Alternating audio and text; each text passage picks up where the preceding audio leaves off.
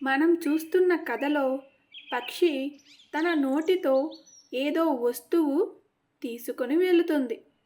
ఆ పక్షి ఒక చెట్టు క్రింద ఆ వస్తువును వదిలి వెళ్ళిపోయింది. ఆ వస్తువు నుండి ఒక చిన్న పిల్ల బయటకు వచ్చింది. ఆ పిల్ల బాతుపిల్ల. చెట్టు క్రింద వనదేవత విగ్రహం ఒకటి ఉంది. ఆ బాతుపిల్ల ఆ విగ్రహం వద్ద పెరిగి పెద్దయ్యింది. అయితే ఆ బాతుపిల్ల ఒంటరితనం భరించలేకపోయి ఆ విగ్రహం వద్ద చనిపోవాలి అనుకుంది.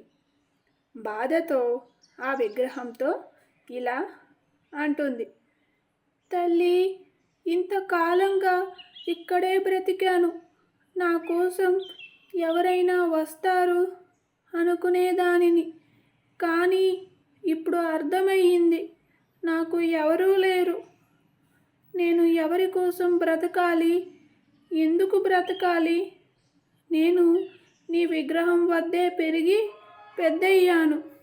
అందుకే ఇక్కడే ప్రాణాలు వదులుతాను అనుకుంటూ తలను ఆ విగ్రహానికి కొట్టుకునేలోపు ఒక శబ్దం వినిపిస్తుంది.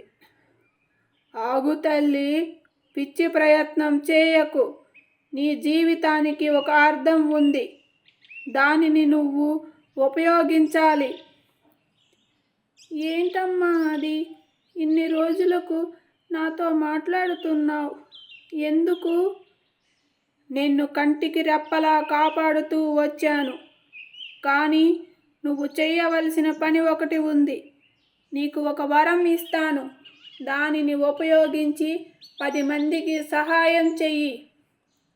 అలాగే తల్లి, నువ్వు చెప్పినట్టే చేస్తాను.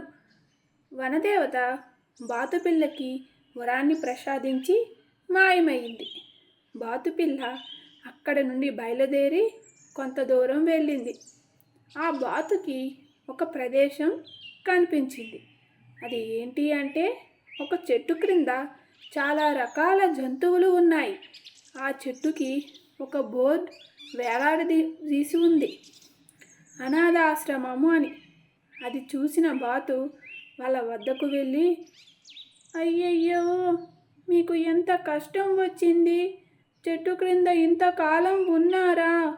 మీకు నేను సహాయం చేస్తాను, నాతో రండి అని వాళ్ళను తీసుకుని పోయి ఒక స్థలం వద్ద ఆగి వరాన్ని ఉపయోగించి తన శరీరాన్ని ఇల్లుగా మార్చింది.